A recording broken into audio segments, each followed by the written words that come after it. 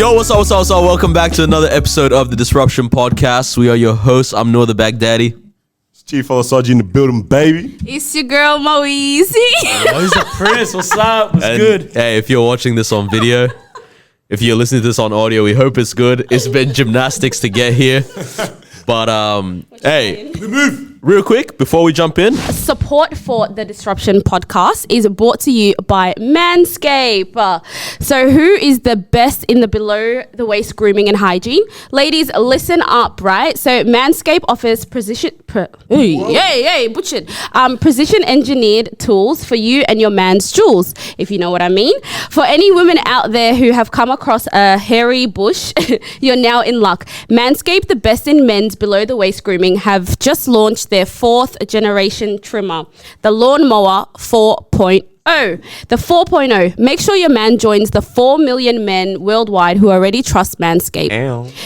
With this exclusive offer for you, 20% off and free worldwide shipping with the code TDP at manscaped.com. 20%, you heard that. Yeah. Oh, we had problems during the week with the code, didn't we? Yeah, but it's all fixed. We did. My guy Drew hooked it up. Shout out to Drew, man. Yeah. Apologies to anyone who was trying to use that. Look like we were capping on the cam on the episode. Hey, man, we got a special guest in the building with us today, man. Who we got?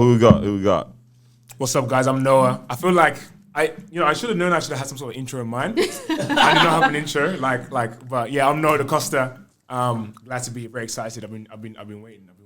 We've been waiting, man. I think I might have sent the screenshot of your IG page. Like, how long ago, to be honest? This would have been, I'm guessing, latest it would have been, it was like June. Oh, so Like, it's been a while. It's been ages. And I was like, hey, at some point, this needs to happen. Next thing you know, Noah's like, hey, man, what are you guys feeling about in 2 weeks' time, Noah? I said, what? But we're here, man. It's dope though. Yeah. How you doing? I'm good. I've coming out of lockdown. It's been a lot better. Learned a lot of things over the last 2 years. Aggressively, I didn't want to learn them, but I did. But I'm feeling better. I'm feeling better generally. I'm feeling good. It's been good going to events, everything like that. Yeah. It's good. It's good reminder. It's good reminder that I'm in a good city. You know. Yeah. I actually do love this place. You know, and it's nice to kind of see that and interact with that again. Yeah. Do you find that your body doesn't keep up with going out, or is it just me? You know what? It's interesting, right? Because last weekend I went out. No, not last weekend. The weekend before, and I don't normally drink. I drink when I go out sometimes. But I don't normally go that hard. But somehow I don't know how it ended up happening. But I end up staying out till 6 a.m. 6. Yeah. And then I got home at 9:30. Yeah, the boys. No, yeah, because we finished the night, went to a friend's house, and I was like. So I can't tell if I just have low stamina because I don't normally do that. Even in a good time, I don't normally go out that far. Yeah. That was some 19-year-old energy type thing. So I feel like going that far, going that hard early has made me I can probably get back to the regular amount. Yeah. Plus I'm an extrovert too, so I got to see people. Yeah. Nah, that's dope, bro. Yeah. It's active. At the moment, it's very active. I think everyone's out, everyone's about. Now December, Christmas, everything, there's not a single free day in the calendar. No, 100%. Not at all. I'm talking, there's no free Tuesdays. You know what I mean? There's just something every single day. Man. My wallet is barely keeping up. I'm 63 cents? Bro, man. It's not just our season. Bro, yesterday, because I clowned this guy, I was like, no, 68 cents. This guy, I looked at my thing, because my gym payment came out, I was like, I'm on 53 cents. I'm telling you, man, it's serious. I've been having to dip into things I'm not supposed to dip into just to... this weekend, I was telling you about the day, stuff like that. That's I'm going to have to pay myself back. Man, I'll tell you what. Hey, equality. Now, all of a sudden, you're all for equality. Exactly. Wow, the money thing, bro. Man. I got a funny source to start off with quickly. I think I'm famous. Okay. Yeah. Nah, I'm actually not. But anyways. So when I go out, when I order, my name is Michael. Yeah. You guys been out with me. I got Domino's. What's your name? Michael. All right, cool. So today I ordered a coffee. She's like, name? I said Michael. She looked. Is it enough Carlos? I said, oh. You got caught out. I would have been ego and humbling at the same time. That's crazy. Yeah, I knew she looked a bit familiar. Yeah. But then I was like, yeah, it is. Yes, I can't use Michael no more, apparently. Yeah. Dang. Do you guys, I mean, Noah's people just get it. right? Like, Yeah, so you yeah, don't need a generally. fake You don't name. need- You yeah, don't need a yeah, fake yeah. name. Obviously, use my. Do you ever use anything? Surely. Mary. Mary? Mary's my name for Nah, everything. see, she's with it. She's with it. She's with it. Wait, my one was hard It's as easy well. to spell, and it's just Yeah, exactly. But also, right. could you pick something like, I don't know, people like tasty, like Mariah? Something? What? A bit more spice. Yeah. And look, How you gonna do Juice's mother's name like that? the goal is not to add spice. The goal is to make it simple. You know what I mean? Because every time I say Carlos, can you spell that for me? I was like, you could have made my coffee by then if I said Michael. You know what I mean? So that's true. Whenever I have actually considered using a name, it's always like I've considered using Noah because I get called that a lot. Yeah. When I first meet people, they're like Noah. And I'm like, I nah, can see that. it's I can see- Noah. But I yeah. can see that. Well, you know, like you were saying, like you can't do names with spice because the people that get the names wrong, they don't do spice normally. So. The shots. respectfully. Well, I guess how's the time been though, man? Being out, like you've been enjoying it, being outside, man. Is it something that like during we've been through it for 2 years. Yeah. Our city especially, we've been Man, through it for 2 years. Yeah. Did you find it weird finally coming back outside again? Like I feel like that's me low key. Not weird that I don't know how to relate to people anymore, or be around social settings, but like I'm just like yo. It's a different world. It's Like a lot. you have something else always in the back of your mind. Like even when you're like shaking everyone's hand and you're like, no, this is great. I love these guys. This is horrible. You know what I mean? Like this could end really badly. It's just Well, you know what? I was surprised at how quickly I jumped back in because I thought that with everything being open, I thought like there'd kind of be a bit of a weird buffer. But it's kind of almost like my body reacted before my mind could. Like I just had to before I knew it, I was like out like all the time seeing people and stuff like that. It's been I think there was a little bit of like nothing major, but like a little bit of like kind of social anxiety a little bit coming back in just because like I'm now thinking about these dynamics that I haven't been thinking about for 2 years. But I think I've acclimated pretty well. And like I think the lockdown really, plus therapy too, started therapy in lockdown. Yes. And it's really made me like realize and like appreciate the people who are like in my life. And so it's just like the only time I'm really feeling anxious is when I'm putting myself in a social situation where I feel like I need to be something. But when I'm with my friends and when I actually acknowledge that, actually these people actually do have my back, it's more chill. And I can kind of move knowing that, if that makes sense. Yeah. So you started therapy during lockdown, man. Was that induced by do you reckon that was from the time that we had, or like? Kind of, man. I think well, one, I should have started it ages ago. Like, I mean, I think everybody should start therapy yesterday, but the second best time is now, that whole kind of saying. Yeah. But at the time, because basically I'd been struggling all through the lockdown. I'd been like struggling with my faith in like a major way, like for the first time. And that was kind of like one of my kind of main foundations. So I was kind of already off. Then I was in a relationship in lockdown and that ended. And then when that ended, because I was already not doing well and that happened, I was like, it was the pits. So at that point I was like, nah, like I just, can't see a way out, like got to reach out. And so I looked around and I found a therapist. I found a black therapist too, actually, which was I think made the good difference. And I was lucky too. First one I found, she was good. Yeah. And pretty much been going since, and it's been like, wow, like I should have started this a long time ago. Like it's definitely like it's one of those things that like you tell someone you should go to therapy and everyone's like, oh yeah, it's got to find someone, but like don't put it off and don't necessarily wait until something goes wrong because it's like even if you're okay, you can still be working on something. Like I'm a little bit maybe I procrastinate too much. Go for that reason. And then that way, when something does go down, you already have them, and you don't have to like build the whole thing. So. It's the gym as opposed to the surgeon. Exactly. Yeah. That's a word play. I think I've said this before. Yeah. That's it. That's what I was saying, to be honest, because even on the last episode, I'm like, yo, man, I'm trying to get into this whole like very, very consciously being aware of like what's going on every single day in my life. Yeah. And intentional, I guess, is more the thing. Yeah. So I'm like, I actually want to start doing this journal thing. This guy stole my Christmas present idea now. Yeah. Oh, you're not doing it? I bet I got a Christmas present now. Hey, I don't want it, bro. But like, you don't want it now. That's crazy. But like journaling every single day and just like documenting what's going on, being able to process or even look back at that and like have timestamps of what's been going on in my life. I'm like, bro, not many people like do that. Yeah. Or have the space for doing that kind of stuff. I'm like, bro, this is a level up or a step that really just puts you into a different trajectory that, you know what I mean? No, 100%, man. I've got a journal. I don't write it enough. Like I write it every like few months. I write something. And I started like an anonymous blog as well, which I find that. I mean, look, I haven't started yet, but but like I think that one I'm looking forward to because kind of almost like sometimes when you're writing a journal, it's like because it's only you procrastinate a little bit. But if it's like a blog, it's kind of like it's going out there, but just no one knows it's me type thing. Because I got the idea from a friend. So like I've got one post up there at the moment, but that I wrote it and I was kind of like, this feels good. So I think I might start doing that too. But I also want to start journaling regularly as well. Yeah. So where'd you grow up?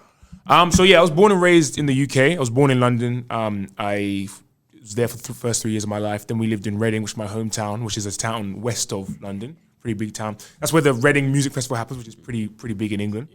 Yeah.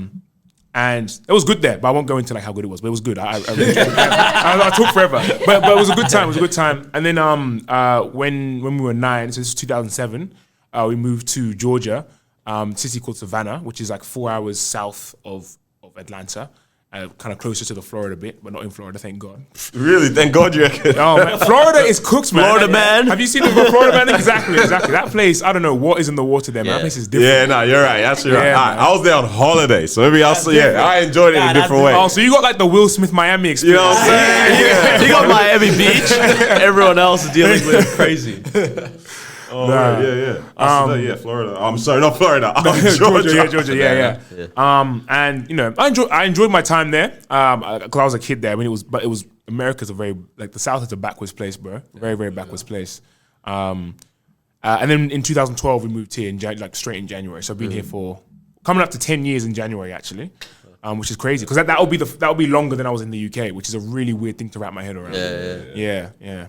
Do you find it weird, because you said you were born in the UK, right? You lived there how long again, sorry? 9 years. From when I was born to when I was 9, yeah. Like, do you find it weird when you're now seeing, what? Yeah, I know. Yeah, when you're now seeing, like, because you're here now, all right? Do you find it weird how you're now seeing a lot of, especially like in Africans, like a lot of UK influence in the way, even myself, bro. Yeah. In the way, bro. No. Like just hearing people here go Wagwan. Yeah. Like where did that come from? The Wagwan one, I find a bit weird because that's like got ties to Caribbean, and there are no Caribbeans here. So I'm like, why are you saying that? But Sorry for saying it, bro.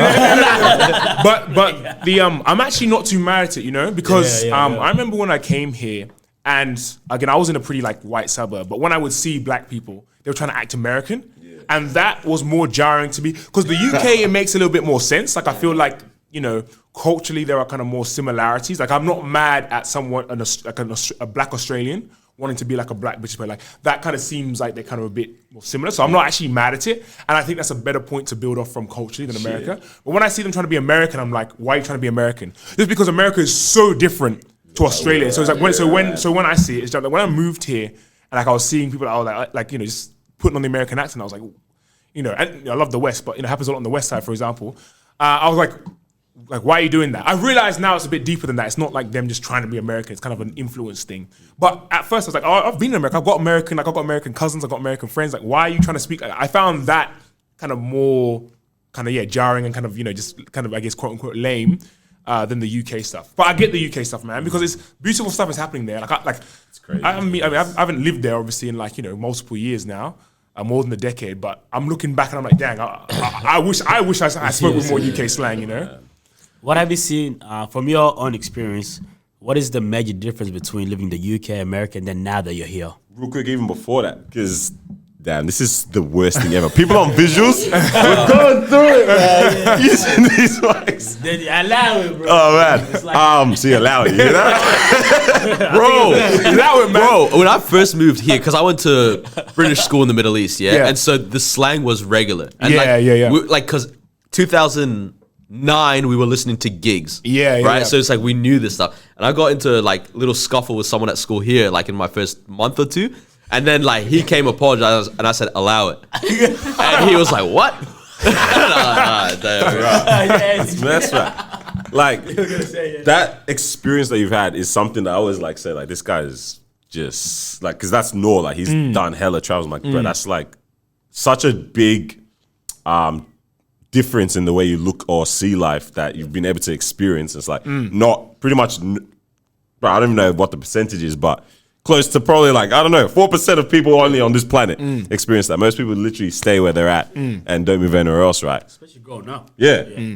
like how much of a change of that? Like in what way did that change your world view or like world outlook, or how did that influence in the way? Because that's so many different cultures and spaces to be in. How do you know what the heck you think of yourself? You know? Bro, it's. I mean, it's a journey. It's a continuing journey, man. But I mean, I think it's been massive. I think like I wouldn't be who I am now. And I'm sure Neil, you can speak to this as well. Like, wouldn't be who I am now if I hadn't moved around. And I'm glad that I have moved around for that reason, because I mean, I remember moving from England to America, and just like that culture shock was massive. Because like, you know, like I mean, you know, America, like we were again the South too. It was just like, I mean, we in fact we literally got there and we literally had people asking, oh, you're from England? Like, oh, did y'all drive here?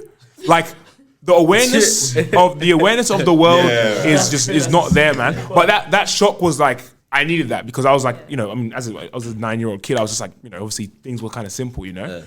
But yeah, it's been massive. I think on the good side of it, it's made me, I feel I'm good at like kind of like seeing people and I guess kind of reading them and stuff like that. I good-ish. Yeah. Sometimes you get overconfident in that. That's something I've unpacked in therapy. You know, I don't actually know. I can just make a good assumption, but I don't actually know anything about anything. But you know, you kind of get good at reading people.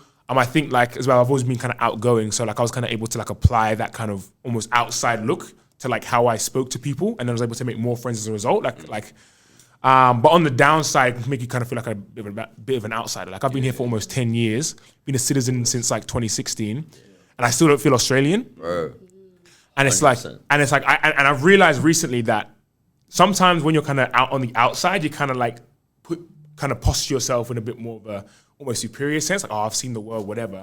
But it's like, you realize that kind of holds you back from fully being in the moment. And like I've realized recently, no, I actually do want to be like Australian, not because of Australia itself, but because I just want to be where I am. Yeah. And me being Australian doesn't mean I'm going to lose my Britishness, my my Americanness for the bit that's there, you know, all that kind of stuff. And then, so it's got its pros and cons, but overall I think it's a good thing. I think I needed that. And I feel like, even though I don't want to move my family around the same way, I want to raise my kids with that same awareness, because I think nothing's wrong with being in the same place, although I wouldn't necessarily want to be the same place all the time, but there's nothing worse than not having a view of other people. I think that's like the key source, like the problems in the world. People don't see enough people. Literally what I always tell this guy, it's like, it is mind-boggling to me when I see Arabic kids that only hang out with Arabic kids, or black kids that like, not even black, like Sudanese kids only hang out with Sudanese kids, you know, or white kids only hang, like, your view of the world is not even minimal. It's just like it's one line and that's it. Literally. Like, I mean, crazy. I still consider my world because even though I've moved around, I've only been in Western countries. Right. So even still, I feel like I need to actually see like way more. I've only been in English-speaking countries. The closest is Canada. Yeah. But it's like I spoke, you know, that's French on the label or whatever. But like, you know, even still, and that's how. But I feel like you need to feel like that. You need to feel like you don't know enough. I think you see people kind of come from the same area, and I'm sure everyone sees this, and they're like convinced, you know. And Australia can be a bit extra with that too, because Australia is so kind of separated. Just running it back, sorry, real quick to you wanted to be Australian. Is it more of you wanted to be Australian, like accepting this as your home, or is it more of people accepting you? That's a good question. It's definitely me. I don't know. it's definitely me wanting to be more Australian, because the thing is, like, I have been accepted. I got you know, really good family here. I've got really good friends here. You know, people have, you know, welcomed me, everything like that. But it's only me who's thinking about that difference. It's like almost I just want to cut that bit out. So definitely, that's a good question, but definitely me wanting to accept it more, you know, embrace it more. Because when I go, because I'm just thinking about like, if I travel overseas and they ask where I'm from, what am I going to say? Yeah. You know? What do you actually say that? Well, I mean, they normally catch on to the accent first, and like I normally say, well, I'm originally from the UK, but I live in Melbourne. But then they hear me talk more, and they hear like a little bit of like, not so much an American accent, but American mannerisms in how I talk. And they're like, oh, but this kind of thing. So, and then it's doubled here, because, you know, in England and America, like, you're just, you know, black is just black. They're not really asking about that. But here it's like, oh, like, actually, where are you from? And it's, well, from black people, it's not, you know, from other people of color, it's not a bad thing, but then it's like this is the first place where I've actually had to reckon with the fact that I'm actually African versus just black. That's hella true. I never deep that, because like in those other spots, there's been history there of presence of like African, you know what I mean, and whatever they've become now within that culture in like UK and America. But like here, there's actually been mass migration very, very recent. Yeah. So it's still a lot of like, where are you actually from? And I realize now that I think about it, like in those other places, people probably aren't getting asked those questions. Not at all, man. We would, because we go there now. Australian accent is done out. Yeah. Like they hear that, they're like, what the heck is that? Yeah. But people that are there, or like people with this color skin that are in those places, that don't get asked. No, literally, man. Like it's only gonna come up if like people are discussing like, oh, your history and your roots. Yeah. But yeah, I mean, like, because like in the UK, it's like you're black British, and you can elaborate on that. Say, oh yeah, well my mum's from Nigeria or something like that, or oh yeah, my grandparents are from Barbados. But like it's blackness has existed there for a few generations now. It's part of the society. Yeah, exactly. Yeah. Versus here, it's still quite new. So and so this is where I was like, oh, and it's good. It's a good thing though, I'll say, because being here has made me want to connect to my Ghanaian side more. And I mean, my Caribbean side, I feel there's less of a need to, but my Ghanaian side in particular, because I've never actually been. So I think that's something that I needed to kind of like be confronted with, but it definitely caused some discomfort because you kind of go in moving one way and everyone's like, obviously blackness is blackness everywhere. So you're going to have the same references in general, but there are just some things where it's like, oh, actually, I can't relate to that. Like going home and like, them speaking the language or whatever, can't relate to that, or like some of the level of strictness that some of the cultures bring or whatever, I can't actually relate to that much. Yeah, because my upbringing's been quite Western versus like, African parents in the West type thing. Surely still a little bit of dirt. Oh, well, I mean, there was a little bit of that. There was a little bit of that when I was younger. Yeah. You know what's actually funny though? Running it back to the thing about that you're talking about reading people. Literally just, I think it was yesterday. This guy that not this guy. Shout out to the homie Joshy. He put up, he was a guest on his podcast. Man said, this guy, my bad dog, I know you're listening. He put up a story talking about what makes you different. And that's what my reply was better be. Like I was typing up like, I think I can read people really well. And now you're talking about it in that way, like, I'm just reading people from like, the assumption of what I project. But it's like, you're very right. But I thought that I'm still like very able to like analyze people though. Like surely we're capable of doing that still. You know what it is? It's like almost like, it's not so much that I'm good at reading people, you're good at reading people. It's just simply that like you probably just have some level of emotional intelligence or social intelligence so that you're able to kind of like catch the right things. But it's funny, actually. You saying that's made me realize that reading people is the wrong phrase. Because I think one thing that therapy's been helping me with is are we allowed to swear on this? Yeah. Basically, like I've been kind of having this phrase in my head. I don't know shit about shit. So like me reading someone and saying, oh, they're probably this. Yeah, look, I might be close to being accurate, but I don't know anything. And me making an assumption and then walking based on that assumption, whether it's positive or negative, is silly, and that's only going to lead to just kind of more overthinking and all this kind of stuff. So. Yeah, kind of on that. It's not that it's not that we're good at reading people because we can't read people until they actually show us. Yeah. Dang, bro. What do you guys think your social powers sounds weird? What social powers are in social settings? That sounds like the type of things I want to say. I'm a Capricorn rising. Grand rising, Social powers. Yeah. And then try to say the reading people one, or the analyzing. Where are you taking it? I know you guys are awkward, I feel girls are awkward naturally little kids. a bit better with analyzing even than guys are. You reckon? Nah, not analyzing. I feel like they're better at accusing. Like, so it's a difference to analysis. Please. It's like, yeah, he's right, bro. It's like, You've been hurt, bro. Maybe. I have a boy on this. I'm supporting all the way. No, but it's like, it's not, well, from what I've seen at least, it's not just like, because not even towards like men, like towards other women, especially I see this, right? Where it's like, they'll pick up maybe something, or like they see something through their lens, and then they like attribute everything to that thing and disqualify the person based on it. And I'm like, whoa.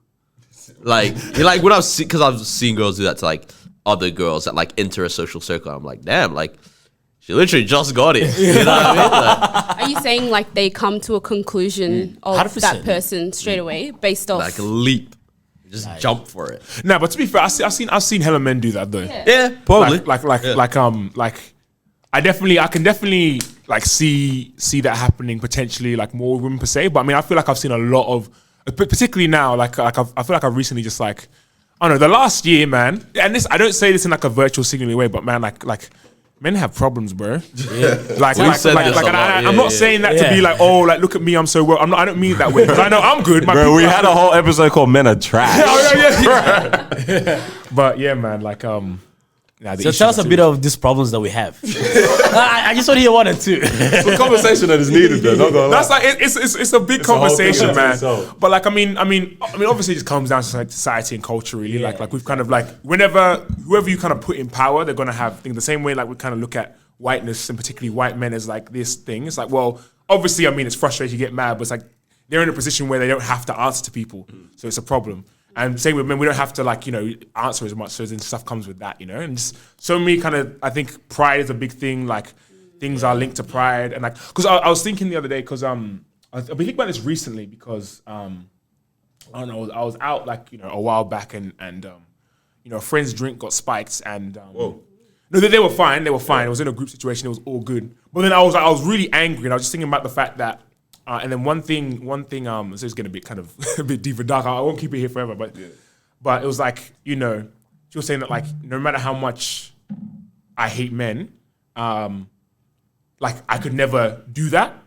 But it's like guys who they don't even see themselves as hating women would do that. And it's kind of that kind of stuff, and it's like kind of yeah. But that's a bit of a thing. But on a lighter level as well, there's too much pride, man. Like it's like I think that's the big one. That's the big one. I mean, like, and I think we link too many unnecessary things to masculinity. Like if you ask a girl out and she says no, doesn't mean you're less of a man. She just said no to you. She's not the one for you. Simple as that. Please say that again. Please say that again for the people in the back. I hear too many stories about like guys going crazy or whatever, getting embarrassed. Like it's not that serious, bro. Like it's like she's just not for you, bro. 100%. Also, like if you genuinely think she's cute enough to want to go out with, and she says no, like what makes you think? No, but like what makes you think getting mad at her is gonna change her mind? Literally. Like if you just say like, oh cool, I respect it, whatever. She's more likely all right, let's say she never has to, obviously, yeah.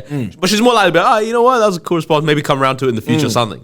But if you just lash out, you're killing that connection. Like, what do you mean? Not even friendship. No respect, bro. Nah, for real, man. For real. On top of that as well, it's like, why do you think she doesn't owe you that yes either? She doesn't owe you that yes. So if she says no, it's like, well, it's she didn't want that. It's got like. What have you paid her? Like, like have you paid her? What's going on? What car did you pull up in? Like this. That bit I'm joking about. That bit I'm joking about. Because I'm not joking. I'm not driving a nice car, so I can't even Ferrari for these, bro. Oh my days. Yeah. I pulled up in my sister's car. I didn't even drive my own car today, so I can't even talk. No, I was gonna say, like, so do we work out our social powers? Oh no, we actually do. Hey, wait, did I say? Yours? I'll run through real quick. Does anyone know there's yet? All right, go. I feel like I'm emotionally intelligent. So I feel like I can pick up on emotional cues. No, deadass. I feel like I can pick up on emotional cues from a distance, from a mile away. And that's facts. Best believe. That's on period. Fair enough. I think mine is like I can get along with literally any race, any gender, literally anything. I think it comes from the being thrown into every circle in the world. 100%. What are you saying? Mine is a big power. It's a combination of their power put together. Come on. Yeah. Not the OP. It is the OP. Talk to anybody. Not my final four. Talking to a baby, everyone, man. Yeah, I thought you meant like. Wait, what do you mean? No, I talk to everybody. Okay, like same as no, but also I can just look at someone and see, they don't feel comfortable in this environment. Yeah. As soon as someone walks out there, I was telling these guys, like someone walks in, this person acts all awkward, you're like, yeah, there's a bit of history here. That kind of vibe. Yeah. You got one, Daniel? Oh, mine was pretty much same as like what Noah was saying before. Like you don't have that power, bro. Nah, like being able to just detect or see the little things in how people act or behave or what they say. And like just being able to piece together how they say it too. How they say it, you know what I'm saying? Like I feel like if there's ever a time where someone's like not saying something, but they're trying to insinuate that they're saying something, I'm always the one that's like, oh, I know exactly. People are always speaking, man, even if they're not talking. You know what though? It makes it so that when you occasionally meet someone who's like hard to read, it really throws you off. Done. Yes. Like I got one friend. I got one friend, and then like every time I catch up with him, like it's like It doesn't. it's like the most hot and cold thing ever. Like it's like this friend like they're a cool person, everything like that. But like, I remember one time, like they said, "Oh yeah, man, Noah's he's one of my closest friends." I was like, "Wait, you think that?" Like, huh? Like, how do I see that? And it's just and it's like it makes you like want to just like get closer. It's like, hold on, like. So like it's funny. Every time I hang out with this friend, I go to them and say, "Bro, are you really okay? Are you really okay? Are you really good?" I just can't read it. I can't read it at all. It's hard, yeah. Yeah. You know what the most interesting like social power that I've seen is? It's my dad. Yeah, you cannot draw the guy out. Like as in you cannot in discussion force him to say something or agree with something or like just be like, "Oh yeah, let's do." Like he has the ability to just be silent if he wants to.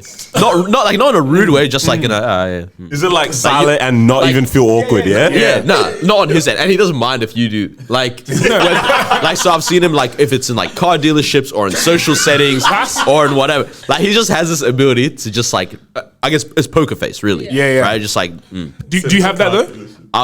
As I get older, I have it much more and more. Right. But like I think when I was younger, like I remember him trying to like teach me like when it was like school, yeah, they're like, "Oh, you have to sign the waiver to come to the field trip by tomorrow." And it's like I forget it, and he's like, I start stressing or whatever, or like soccer training because I was 4 days a week. Yeah, I was like, we have to be there at this time. He was always like, "There's no such thing in this world as have to. Like, there's no such thing as have to. Like, no one owns your life." And so that's how like he moves. And it's like as I get older, I get much more of that. That's a good mentality, but it's also that's gonna be frustrating as hell, bro. No, sometimes we're sitting at the dinner table and I can tell my mom's talking about something that he has no interest in. This guy's just like. I was gonna say one social skill that I would love to like eventually, build and develop is being able to like not integrate, but like being able to talk on like multiple, different topics, if someone brings something up and it's not necessarily like having an opinion on that topic, but just really being able to like drive a conversation so it doesn't just end on like that's it. Yeah. I feel like I'm decent at that. I feel like I'm decent at that, but I think because I love conversation and like I love it when people get passionate about something they care about, like even if I don't care, like I know if someone's like a furry or something like that, for example, like that's not for me, but it's like I think just being able to like engage in a way like, because I feel like it's not that it's easy, but it's like it's almost like you kind of learn how to ask the right questions to kind of to keep them talking, and like you kind of learn how like not what the thing is, but maybe loosely how the thing works, so you can ask the right kind of 100%. Question. You're the kind of person like when you watch a movie, you will search up the Wikipedia about it and then find out about the main character and all that kind of stuff. Are you? Yeah. I'm the same as well. I think it's like. Yeah, that is what makes you go, and suddenly you have knowledge about things. Even aside from the knowledge, because sometimes I literally have zero knowledge on, but it is really lying down in that thing of like the questions, and I have no place in this, so I'm gonna let you do all the talking, but let me guide you that you can give me stuff and let me show interest as well. Because I think some people when they hear something that they're because they don't know it, even if they want to learn about it, they kind of check out like I don't know. Yeah. But it's like if you actually I don't know, but like if you kind of go in and kind of like teach me about it, it makes it like a lot easier. But I feel like you'd be good at that. I mean, you're on a podcast. I guess. Most consistent podcast in Melbourne. Most consistent podcast. The amount of times I've heard, shout out. The amount of times I've heard Mal go, "Oh yeah, nah." I'm like, bro, continue the conversation with them, bro. Not with me. Like I'm hearing conversations with other people, like, "Mal, keep going, bro." Like that's what I'm saying. I'm trying to because sometimes I'm bad at showing that. I'm bad at showing. No, I'm good at showing that I'm not interested. I'm good at showing, like you can read on my face that I'm not interested in this, which is actually bad. Like it's actually pretty bad that if you can tell someone's not interested in the conversation. If at any point during this episode you see Mal's face change in a certain way, switch the conversation. It won't. It definitely won't. But so definitely ask the right questions and show interest. But would you say though that like you say it's something you want to work on, but it's like surely like. Would you say you're in situations a lot where they're talking about stuff that you're not interested in, that you feel you need to be engaged in? Because if you're in situations where like you're not interested in what they're talking about, but you don't need to be, then that's not something you really need to change in a sense. Like, would you say that it's something that you actually like need in your life and how you move and stuff like that? I think eventually, right now, I'm one of those. I'm a very good listener, and I feel like a lot of the people around me, they're talkers. So that's why right now it's not a major thing that I need to work on, just because, I can literally sit there and I have people who just talk. But eventually the spaces that I'm trying to get into, it's like, if I want to develop those type of relationships, to go further, I think it's definitely something that I will have to eventually, catch on and do. Yeah, fair. That said though, there's a power, because I see myself as a good listener, but I get this impression from you, and it kind of ties to what you were saying about your dad. Like the ability to like stop talking is actually powerful. Is powerful, man. Like I mean, like I'm really trying to work because I'm a big talker. Like I'll keep talking, and I'll be like in my head, I'll be like we need to slow it down. But it's like it just keeps going. I'm like I'm hitting the brakes, but the brakes aren't working. Bro, so it's like I thought about this like today. Yeah, I was like I am the type of person where I'll go home and like in my mind I'll be like, why don't you just shut up at a certain at that conversation? At a certain point, why don't you just stop? Honestly. And then sometimes I tell myself like, you don't always have to be super vocal, because I am, right? I just am. But then I'm also like, bro, this is also why my friends like me. Yeah, that's true. That's true. You know what I mean? It's like I don't know. It's nothing to be it's nothing to be like ashamed of. It's just trying to train and tweak. It's so funny though, man, because with my radio show, like I co-host it, right? My co-host, he's been doing that kind of stuff for ages, in his 40s, and he always gives me feedback. And one of the things he said is like, when you're like ending like an ident or something like that, there'll be points like where I'm going and like I've got a chance to end it perfectly, and then I'll add another sentence, and I can end it perfectly, then I'll add another one. And I was like, nah, fair enough. Yeah, true. That's a powerful thing. Like even with all this that we're talking about, like knowing how to have these conversations, ask these questions with people and stuff like that, it comes all back to like this whole self-awareness thing, because that's how you work on it in the first place. And I'm just like, I wonder how we would be, or like how this world would look, if we're actually presented with every single like thing that we've done that is actually, like in our mind, we think we've not necessarily wronged anyone for the most part, right? If we're actually presented with the actual people we've like offended from what we've said just because we weren't self-aware of that, I'm like, bro, being held accountable to that would change everything. No, that'd be crazy. Bro. You know what though? I'll tell you what though. For like us, it will be like the list will be like this long and all this kind of stuff. And then for our parents, we'll go crazy. 2 pages right there. Oh my gosh, man. You were running it back to that. I don't know why this came to my mind. Have you all ever broken someone's heart? Yeah. Like, do you guys think that you... I didn't do that. Yeah. Because I thought about this randomly This guy today. sitting there with Future with his jewelry. Look at the photo talking about his tits. It is genuinely the most like horrible feeling in the world, especially if you're a good-hearted person. Like I'm a good-hearted person. I did it, and I was like, I feel terrible. Yeah. You didn't mean to do it, or you? Oh, whoa. What do you mean, bro? Huh? He said, Yeah. If you're a good-hearted person, why'd you do it? Nah, it's kind of one of those things where it's like a necessary call on the relationship, right. but Yeah, like fair. it's gonna end up very heartbreaking. Yeah, fair. I don't think I've heartbroken someone. I think I've kind of maybe heartburned or kind of heart injured a little bit. Yeah. And it was nothing major. It was just like in high school, like a girl liked me. Bro, yeah. Sorry, and then like a girl liked me, and then I wasn't really used to being in that position, and then she kind of said she liked me, and then I kind of said it back, and kind of accidentally ended up kind of stringing her along for a while. But then I say heartburn, heart injury because I don't know how deep the extent went for her. But I'm assuming that would have been quite confusing and hurtful. So probably there in that sense. But Why do guys do that? Why do you guys, if you don't like someone, so in your case, she told you she liked you, I can explain. and you He said I got the facts you for that one. strung her along. You strung her along. This is the explanation. Here's the thing, right? So His get the parents mic told shot. him liking a girl was a sin, and so now you know what it is. You know what it is, right? I feel like a lot of it comes down to low self-esteem. Because at the time, it wasn't low self-esteem in terms of like I wasn't sad, right? But like I wasn't, I went to a mostly white school. Like I wasn't used to having that kind of attention, right? It was only when I went to it's funny actually, like I went to Planet Shakers and discovered there were black people in Melbourne. Now that's when I was like, oh crap. There's a lot. Yeah. But I think like I wasn't used to being in that position. And so like I thought that, she likes me, so I should like her. And so I kind of tried to force myself to like her. Gotcha. Which wasn't the case. And I think I'm a very like, I like, I'm less now and trying to be less now, but I like being on people's good side. I kind of like approval. I like when people like me basically. Yeah. I'm not even in a romantic setting, but just in general. So, I think in my kind of brain, then I was like, if I say no, then it's like, oh, she's gonna dislike me or something like that, or and so I think it comes from that. But I think it's one of those things that like I can't speak for all guys, but I have a feeling that a lot of it kind of stem from that kind of mentality, but it just never kind of gets like addressed and kind of grows into more stuff. Because it's kind of like, oh, like I can't basically miss this opportunity. But then you realize that, I actually don't want this opportunity per se. Yeah. How old were you? I was like 16 or something like that.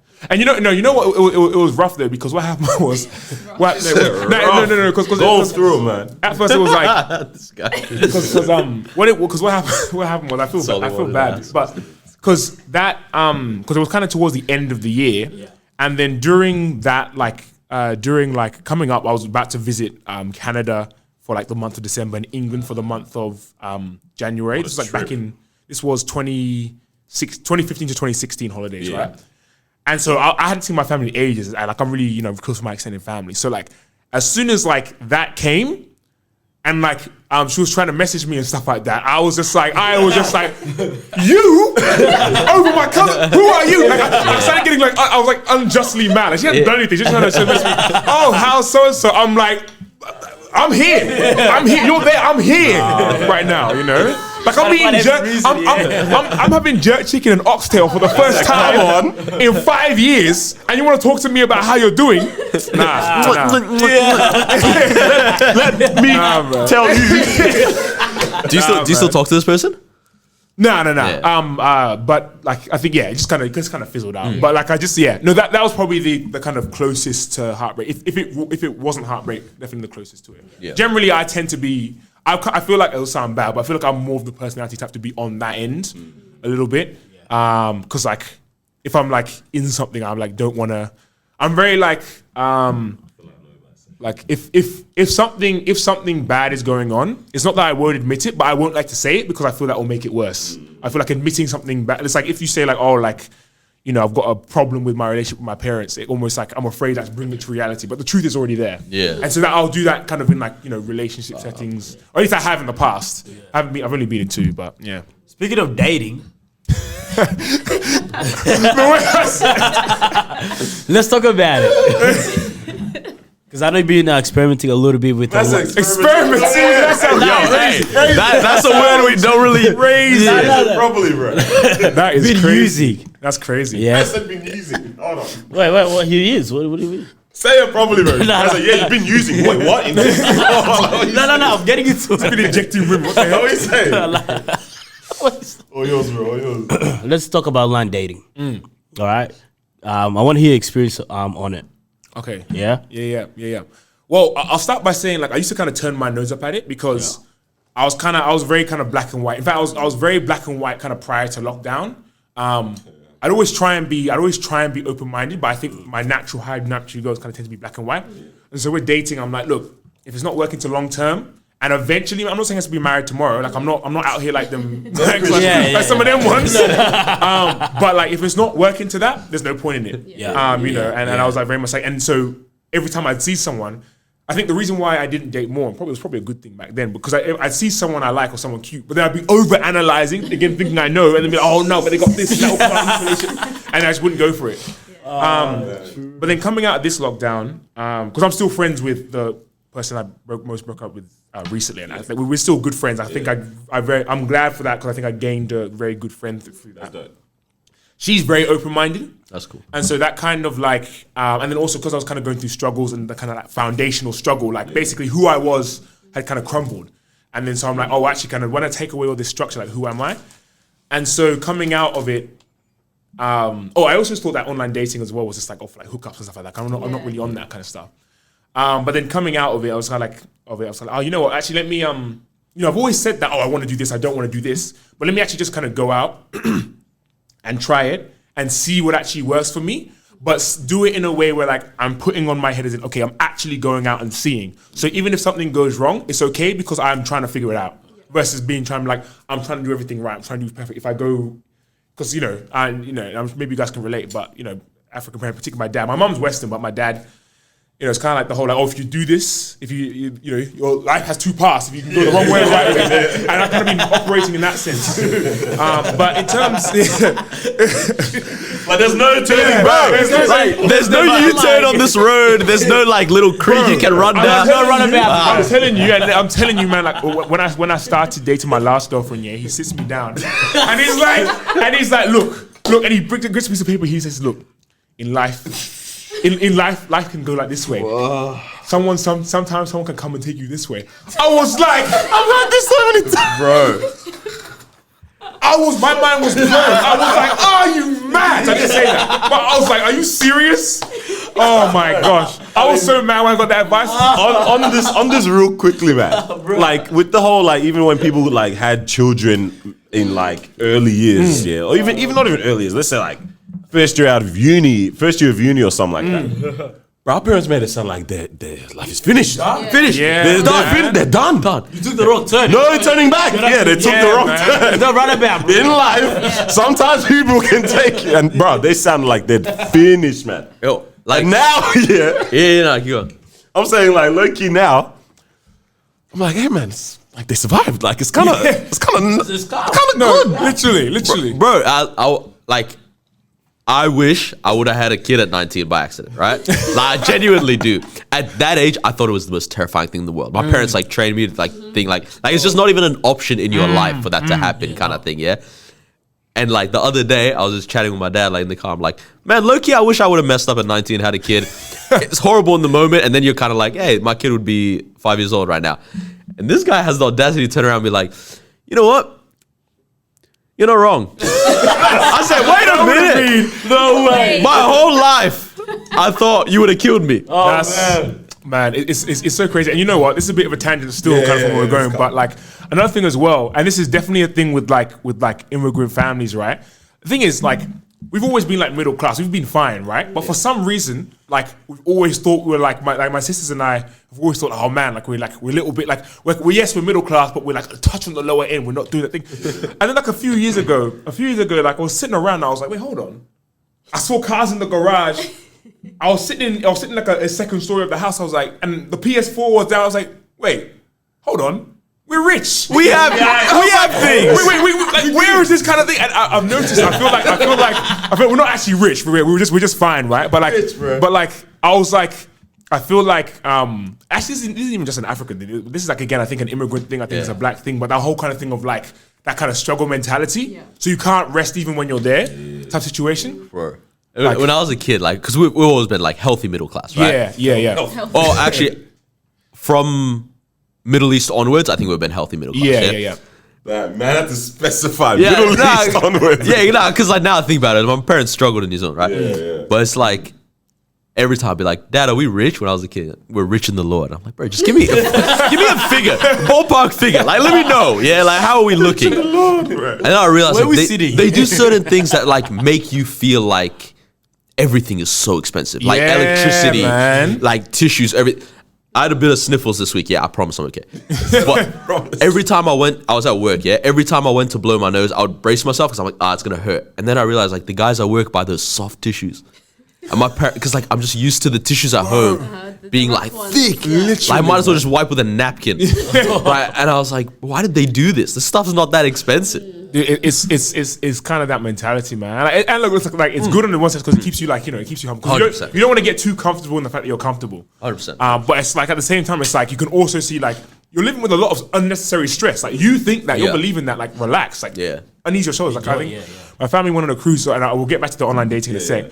But my family went on a cruise for the first time, and that was the first holiday we taken where no one had to do anything. Normally, it's like the parents kind of have to organize where we're traveling to. And man, I have never seen, particularly my dad, but both my parents, but particularly my dad, he was saying things I've never heard him say before. I was like, hey, you know what?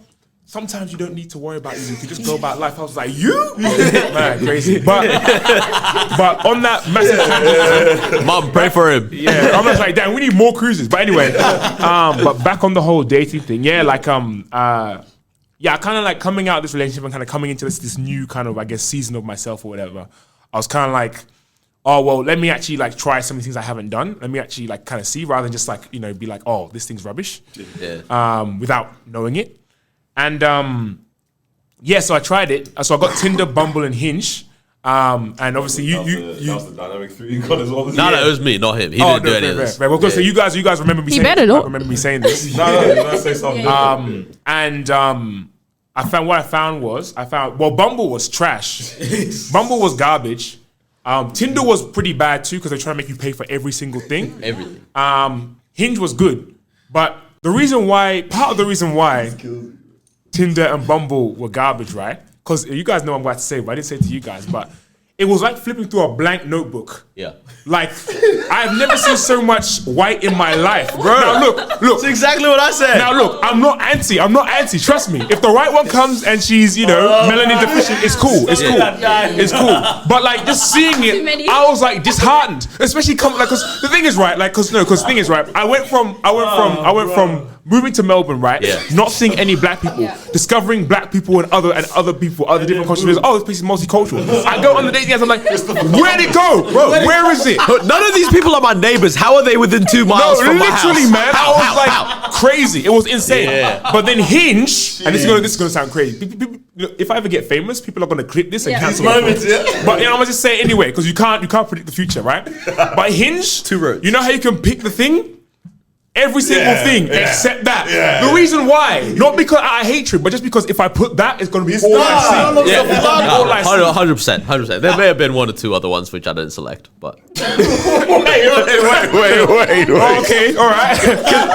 So that message was sponsored by No Gabriel, not the DaCosta I didn't say what they were. Oh, no, whatever it was. He didn't say it. Oh my goodness. I was going to say that's interesting because I feel like a lot of the Africans have that mentality where it's like, I don't want to go on the app. So that's why you're not finding any on there. Well, I think barely any. I think that's what I'm realizing though, because I think when I I was just I'm done using it, but just as an experiment, I put it on exclusively Black African, and I was surprised at how small the selection was, and it was interesting. What I found is that like people I was seeing on there, the black women I was seeing on there the most. And I feel like it's probably a bit of a cultural thing because, again, you're saying black people don't tend to go on the apps like that. I was seeing, kind of lighter skinned or mixed race people in there quite a lot, but not as many other kind of, West African descent, Central African. Yeah. I was seeing quite a few Sudanese people. But again, it wasn't that massive. But then you go to like Black Cello and it's like everybody's there. And it's like, well, where are you here? You know what I mean? All the time. I'm like, where do you guys where are you guys on a Tuesday night? No, for real. But it's I think I basically went from because like I said, Hinge I found good, right? But I kind of went from being excited with it, being like, oh, this is cool. We kind of get the matches, kind of a little bit of the dopamine hit, and then you're like, okay, this is fun. But I think ultimately, while I don't hate it, I don't have the stigma anymore. I'm not looking down my nose at it anymore. Yeah. I feel like I don't like how vain it makes me because it's kind of you're kind of practicing vanity the way you're swiping on people, and you're like, hold on, these are actual people. Yeah. Like, and I'm just Xing on them. That feels kind of wrong. Yeah. So like I think my Hinge journey is done. It's done for now. You're back on the road that your dad was telling you. He said it. That right about. Son, welcome back. Interesting. Sure. All right, well, on that, like we think we know other people well. We think we know ourselves well, but how well does our Spotify know us? Okay. Oh, good question. So I think everyone is far. You are actually the Android of the group right now, Marwa. She's got Apple Music, man. Yeah. No, they did. They definitely did. Yeah. But it's AliExpress. Because there's a couple things. I mean, we can all chuck around like the general stuff, like what was our most streamed song or all that kind of stuff. Oh, bad. No, it's fine. But I'm intrigued to see, especially my audio aura. You won't have that, but I want to see how accurate it is to our personalities because mine felt pretty accurate. I think. Do you want to go first? You go first. I'm just pulling it up. Well, I remember what it was. I'm just looking for the actual graphic. Yeah. But mine, mine was like, I had the same reaction to this as I do to like horoscopes and stuff like that. Yeah. Because it said that my main like audio aura, my top music moods are chill and hectic. Okay. Like, I'm just like, but meanwhile, my top genres were like neo soul, alternative raps. I'm like, where's the hectic coming from? Now that you say it, because mine are courageous and bold, but my most streamed. Nah, you actually, bro. I was gonna chuck it up, and I was gonna be like, "Hey, Spotify taking cheap shots right now." But now I look at it, I was like, there's a lot of worship music that was on my top stuff. So where's that aspect from? I don't know. What worship music do you listen to? Mostly Maverick City at the moment. Oh, okay, nice. I was so worried. Almost exclusively. I was worried you're gonna say Hillsong low key. No, not because they got good songs, but I just I'm bothered by how they like have a monopoly on the whole Christian music. That's a monopoly. I'm just like, damn, like because the church. Side tangent. Sorry, no, church I grew up in, I was like full of musicians, like back in the UK. Yeah. So like I grew up on like jazz, R&B, funk, soul, worship music, gospel as well. Yeah. And so like when I was introduced to the kind of Hillsong stuff late. So when I heard it, I was like, what is this? But anyway, it's a bit of a tangent. It's weird because some of that stuff like slaps, but I'm not sure how much it slaps because of like personal memories and all that, and versus because like some of the stuff in recent, like maybe the last 3 years, I'm like, I don't like this. So. Well, I think that's what it is, bro. Like when you're actually worshiping, it's good, but as actual music, there's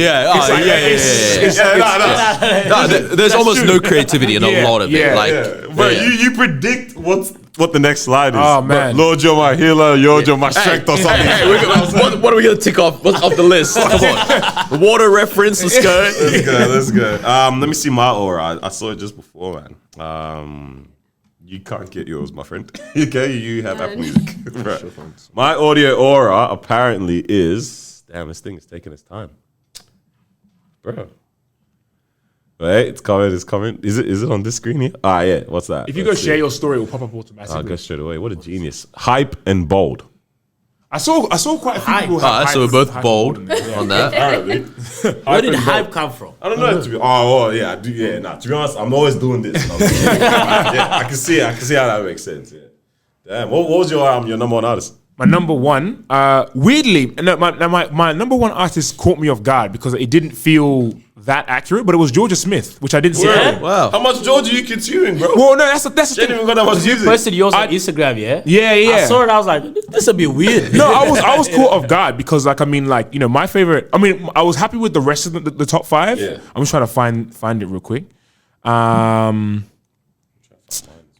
just trying to find all 5 of them. I had one surprise in my top 5, but I feel like he managed to get into everybody's top 5. Who was this? Drake. Oh, of course. Oh, yeah, And then you realize how diverse his catalog is. No, Like, he was in. It's funny actually. Like someone tweeted. It was like everybody who hates Drake has them in their top 5. And it's funny. When I decided to stop hating Drake is when he wasn't in my top 5 this year because he was in it the last 2 years in a row. He's been chilling there. yeah. I was kind of mad. Yeah, Drake was my number one artist, man. I said, bro, when did this I was so basic. Because I didn't even think I listened to that much this year. Like, actually, at all. This was my year of, like, actually experimenting in that. No, but you know what a lot of it could have been? Like, for example, I know at the start of the year, you would have listened to Young Blue's Your Mind Still. Yeah. That's a Drake feature. Instantly, that's Drake streams on your thing. You know what I mean? Then, like, I think of all the artists that happened with, that he was the feature. And I think George Smith was mine off of features too. Yeah. Like, I mean, she did have a really good EP early this year. And I don't get me wrong, I love Georgia Smith. But I was just surprised to hear number 1. You got Whiskey. I had Dave. Drake number 1, Whiskey number 2. Nice. Dave number 3, Kanye West 4. I don't know how that happened either. Kanye West? Yeah. Maybe the album or? Yeah, but the album Donda just came out recent. recent. And he hasn't done many features. Like right? they got lazy. And with Donda this wasn't rap or crazy something. either. Bruh. And then Roddy Ricch 5. Because I literally probably listened to every season. It's just late at night. And then late at night played. It was Dave, I don't know about Kanye West in that list though. I don't know how Kanye West. Who was your full list? My full list of Georgia number 1. This kind of alternative R&B artist, new guy called Imork. That was number 2. This guy called Teo. He's like part of Jaden Smith's label. Okay, sick. But he's got some amazing music. So I'm happy he was there. And I'm not surprised he was there. Number 4, Koji Radical. He's like one of my favorites. Oh, yeah, he's amazing. Koji's one of my favorites of all time, Give me man. Koji vibes, bro. Oh, actually, Bro, I'm the biggest fan of him, man. Like I want to interview that guy one day. You know, I want my music. I'm trying to make music. I want it to be as good as that to some level. And then my number 5 was Leanne LaHavis, who's one of my favorite singers. I love her too. Her album last year, self-titled. Definitely cried to that a few times. yeah. How about you? Dave was first, which was kind of surprising to me. Drake. Dave is crazy though. Bumped Clash. It's Hello. I don't know how that was that was my most streamed song of his, but I didn't feel like it was. That is actually one of my least favorite songs on the album. So I was like, whatever. But Drake second, which was really surprising. Maverick City third. Chip was 4th, and then J Hus was 5th. Chip is single-handedly keeping Chip. I'm keeping Chip alive. Wait, hey, don't be disrespectful. Phenomenal MC. But I was absolutely like, the last 2 months, I don't know why I've been listening to all his diss tracks from like 2016. Like, Chip is dangerous, man. Dangerous. Yeah. Dangerous. Top 5? Wow. Bro, I just realized you would have grown up in that whole space with just all of what we're tapping into now. With like myself, I'm tapping into a lot of UK culture currently for sure. You grew up in that time then, like when a lot. You'd have been young. Massively. I was young. Young. It's funny, because I feel like and the UK is also popping off in a way that it wasn't popping off back then too. So like I'm kind of looking back and I'm like, dang, like I wish I'd been there a little longer just to kind of take in those references a bit more, because I hear it and I'm like, this sounds good. And I like hearing, my accent, or my old accent at least, on these songs. And I like seeing those kind of cultural references, everything like that. But I'm also sad that like, a lot of the slang they're speaking, I literally just don't use that slang that much, And so it's kind of like a bit like, so I'm very keen to go back. Like I want to just go back to London for like, I don't know, maybe like a month to like 6 months and just like resharpen up the accent and then come back. Come back on the wagwans and everything like that. So would you ever consider going back to live there? Or not long term. I definitely want to travel more. I want to work and live more places, but I want Melbourne to always to be the base, I think. Because the thing is, as fantastic as I think London, or England and London specifically, I think it's got one of the best, I guess, Western cultures in the world, just in terms of the amalgamation of people, not just the different types of people, but how long they've been there. It's like everybody's different, but everyone's used to that they're being different. Here, Melbourne's fantastic, but everyone's new, so people are still adjusting to that. But London, they've been there for ages. But yeah, it's like the culture, the music, like all of it. But living there is just harder. Like the weather, the weather's serious. Like it is. You think, oh no, I can deal with a bit of rain. Like every day, like it gets to you. The water's not as good, food's not as good, healthcare's getting worse. Boris Johnson is running the country to the ground. It's the haircut, bro. It's just man. Honestly. The So lack thereof. No, for real. So like, I think I definitely like to stay there for like maybe like 2 months or to spend some time there, extended time. But I wouldn't want to be based ultimately anywhere other than Melbourne, I think. Yeah. But I would hate to be in Melbourne my whole life and never see it anywhere again. That's true. No matter how good it is here. No place is good when it's the only place you've ever been. That's true. Yeah. I mean, you do have to skate soonish, you do a lot of dope stuff. That's tragic. It is tragic. Right, hiccup after hiccup. This episode was meant that the car stuff. I had to get a COVID test result back in time. Oh, I didn't even get to talk about that. This whole audio situation. But yeah, what's your question? You do a lot of just dope things, man. And I think people can get little glimpses from what you've said so far. Talking about, you were saying, I would like my music to this. I would like to interview. Like, people are like, oh, what does this guy do?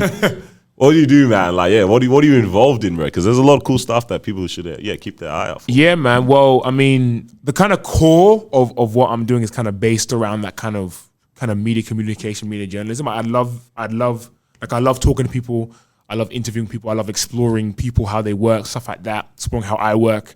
So basically, I want all my kind of careers, whatever takes the biggest shape first, to reflect that. But in terms of what I'm probably the most known for, it would probably be stuff like my channel Born and Bred, and my radio show Music and More, and that kind of stuff, the kind of more presentory kind of type lane, which I would love to like make a career in. But then I also write poetry and write rap under Kofi C, which is my rap name, that's just my middle name. Tripped me out for a bit. I was like, who's? And I'm like, it's you. Yeah. Kofi Christian is my middle name, so Kofi C is just my thing. I remember trying to think of a bunch of rap names, but nice. Oh, cheers. I tried to think of all these different types of names, but it's just whatever you had in your head before. I'm very happy you didn't choose that. Yeah. What was it? Lil what? Sorry. Okay. Oh man. Nah, that's it. But yeah, so I mean, I also do like videography as well. I'm basically kind of media is the world I inhabit. I'm kind of any form. Like I love being in front of the camera, but I love being behind it. I love facilitating it too. I think, man, the pretty much at the moment, I'm kind of just like trying to do everything as well as I possibly can, and whichever one catches first, I'll put the most energy in. But I never want to stop doing those other things as well. Like I'm working on my first single at the moment, which I'm hoping to drop before the end of the year, but it'll probably more be January. And if that catches a good momentum, and then like I start releasing more stuff, and obviously it's going to get better and better each track, all that kind of stuff, then I might have more of a music focused year. But I just wanna, this is super like kind of class thing, but I'm trying to get like you guys into the consistency with like Born and Bred. That's like you, bro. Like, that's us. That's us. You, that's us. No, because like it's like because it's the whole kind of like talent and chemistry and passion versus consistency, man. It's just so true. I won't go too into it, but I read this excerpt from a book called like "Be So Good That They Can't Ignore You," and by Cal Newton, and he talks about this thing called the passion mindset and the craftsman mindset. And the passion mindset basically demands something of what you're doing. It demands things of the world. So if you do something and it doesn't deliver on that, you're then dejected, you're slow. But the craftsman mindset says, hey, look, I'm going to pick this thing and I'm going to be as good as I possibly can for the sake of the craft, for the sake of whatever thing is. I want to be as good of a carpenter I can be, not for clout, not for anything like this, just because that's what this craft deserves. That's what, for the love of carpentry and just for like, I want to get good at it regardless of how I feel about it. And I think I've been operating in a passion kind of mindset for a long time, but I think I need to be a bit more clinical in how I approach some of my stuff. So yeah, come next year, you'll be seeing more of me, I hope. Also moving out next year if it all goes to plan, so that should be fun too. Nice. Oh no, your dad's gonna come back and sit you again, man. Do you see the path you're taking?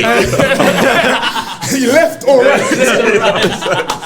No, I find it so sick, man. Like people like yourself, Lydia, that we've had on before. Like I'm a big fan. Shout out to Lydia, man. I'm a big fan of Lydia. I look up you guys to do a lot as well, bro. You didn't even talk about you're involved in Converse as well, man. Like, there's things you do, bro. You know and are they looking for more creators? Not gonna lie, I said, damn, how did I miss this, bro? Like, what the? Nice, bro. But like, this space, like, you say like, UK, like people have already been there, established, blah blah blah. And here we still get the questioning and all that kind of stuff. But it's because we say this a lot in the pod, we're in our phase of what we can be. That's the exciting thing. That's why I'm so glad I'm here. Like, it's like everybody putting in the work. Like, I'm like, you guys in like 5 years are going to be like on TV, something like that. Because you laid the groundwork now. Like, the growth and the opportunity is so good here. London, you'll be fighting for 5 years before you get it, 100%. Then get a chance. And 10 more years before you finally kind of get your shine. You know what the difference as well is? I think we're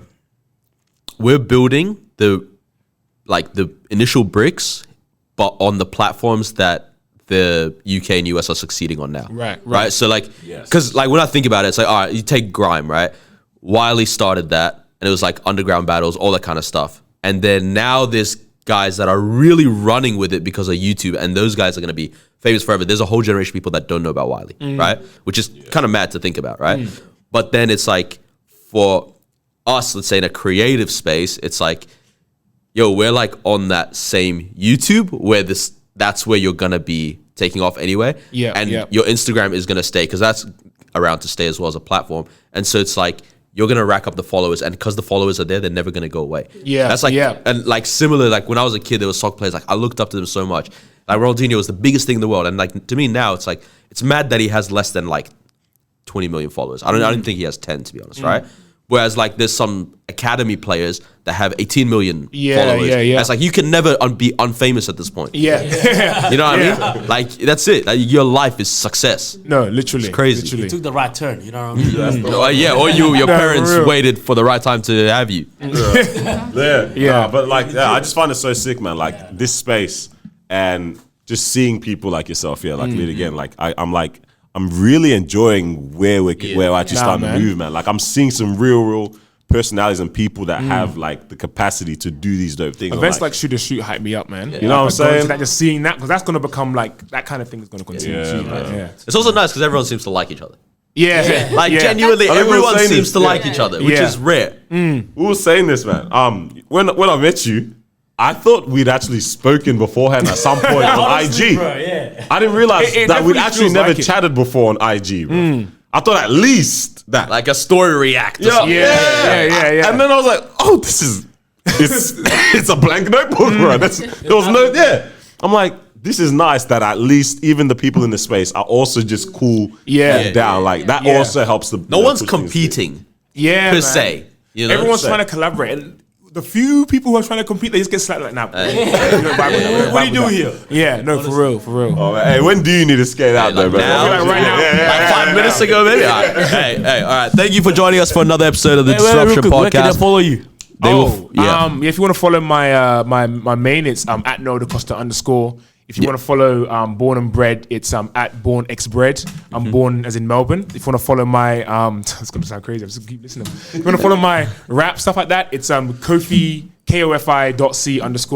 I think. If you just go to Noah, you'll see all the links. There we go. If you want to follow us, OnlyFans. Follow the Music and More show. That's the one that needs the most probably gas. My radio show. That's on 96.5 Monday 6 to 8. I didn't listen. Yeah, to just go at the Music and More show with an N, and then it's all there. We live stream as well. So yeah. But thanks for having me, man. I was very excited to be here. It's been fantastic. We're gonna have to reload it. Yeah. And next time, please, no shambles. Also, I'm asking you to bring me back. Like you actually will. You'll come back. We need more time. We also just need better mics. Next episode, I don't know. Right, chill. If no one else is down to come on, All right, Anyway, thank you for joining us for another episode. Make sure you guys stay safe, stay humble, stream this, like this, share it with a friend, and show Noah some love as well on his socials and everywhere. And make sure you use manscaped.com. And use the code TDP for 20% and free shipping, guys. Don't be caught lacking, man. The new season, we're out here. You can't Sir. so you can't be out here like that. Yeah. All right. Peace out.